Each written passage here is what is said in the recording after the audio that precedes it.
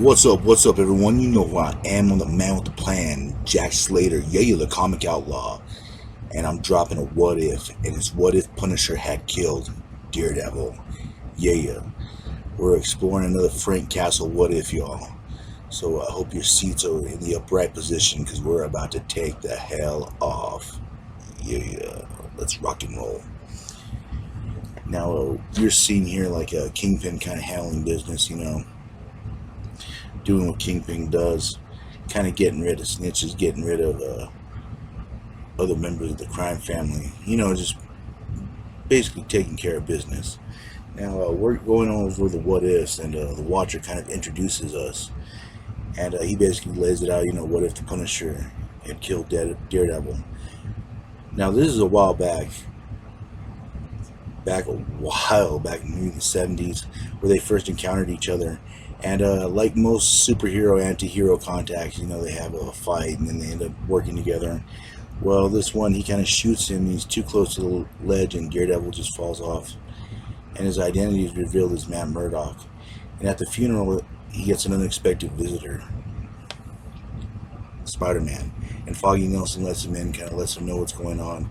And Spider-Man kind of vows that he's going to bring in Punisher, because Murdock was a friend both as Daredevil and Murdock. And Punisher, of course, is planning to kill a few criminals, take out some scum, basically do what Punisher does. And Spider-Man is just pissed. He's looking for vengeance. He wants to take out the Punisher. He fired the web, but Punisher was able to escape. He slipped out of it. And Punisher's basically hiding out right now. And this is where they're trying to figure out corruption, what's going on with certain politicians, certain people, certain cops, officials. So it drops into this big old scandal. In the midst of all this, while Punisher is actually, taking out the trash, killing a few criminals here and there, Spider-Man comes out of nowhere and hits him, knocks him, basically back to the wall. It doesn't smash him through, but enough where it does damage. Now, as the fight's going, Peter is fighting with rage. He's not really relying on his spider sense too much. He's not thinking clearly. He has a head full of steam, a head full of rage, and Punisher goes for his backup weapon. He's out of tranquilizer darts, so he has to use bullets. And he just lets off a couple rounds, hitting Spider-Man in the shoulder. And he tries to take off to kind of find someone to find help, but he ends up passing out in the parking lot. And of course, as he's passed out, he's taken to the hospital. He's demasked, and people find out his identity. Now, Ben Urich and Robbie here are having conversations about the story, the corrupt officials, and Jonah's sitting in the dark, saddened, as he finally found out the identity of the web menace. It's Peter Parker. And his Aunt May gets the morning paper, walks into her home, and the minute she finds out that her nephew is Spider-Man, these criminals come out of nowhere from Silvermane's gang and fire a bazooka right into the front door, destroying the entire house and incinerating Aunt May. And this is where the mayor kind of tells Captain America, the Avengers, the Fantastic Four, they're going to stay out of it. They have a presidential order to stay out of it. And this just kind of sucks, But Captain America also says there's certain heroes that won't get the notice. Street heroes like Cloak and Dagger. And they're also going after the Punisher. He's crossed the line, and Punisher can't understand what's going on. They're not playing by the rules. They're not playing the game anymore. And the criminals are actually getting away, because Punisher is so obsessed with his mission. But anyways, he manages to avoid Cloak and Dagger for now.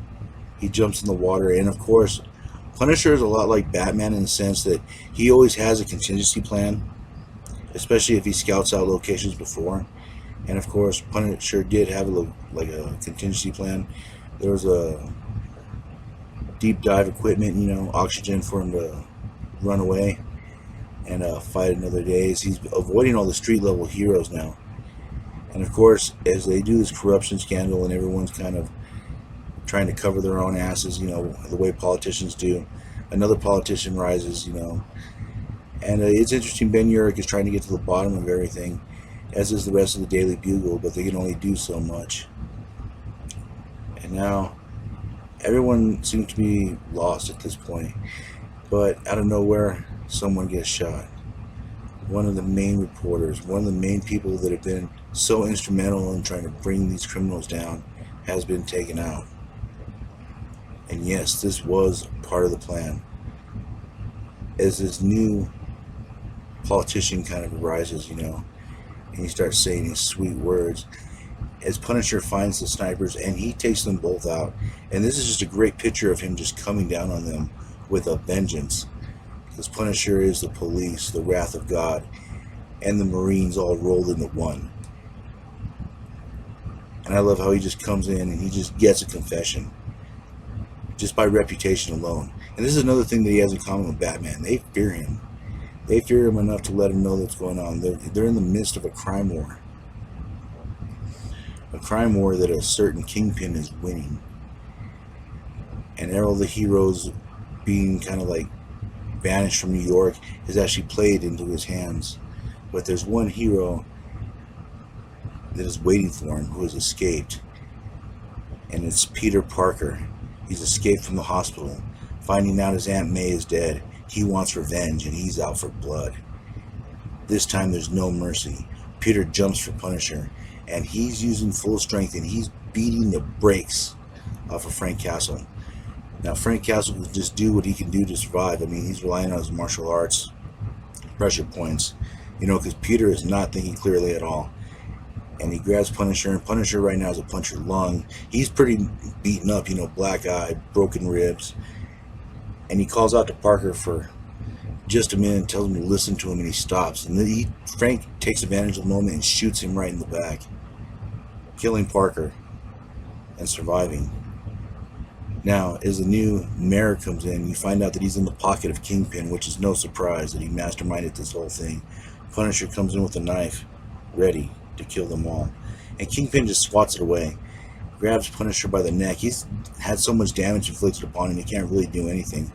And Kingpin snaps his neck with glee, as all New York is his. But wait, Punisher's contingency plan comes in, and the bomb goes off, and the Punisher, the corrupt mayor, and the Kingpin are all dead.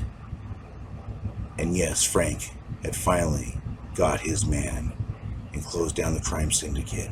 And this is just another story of what if. And I will catch you on the flip side.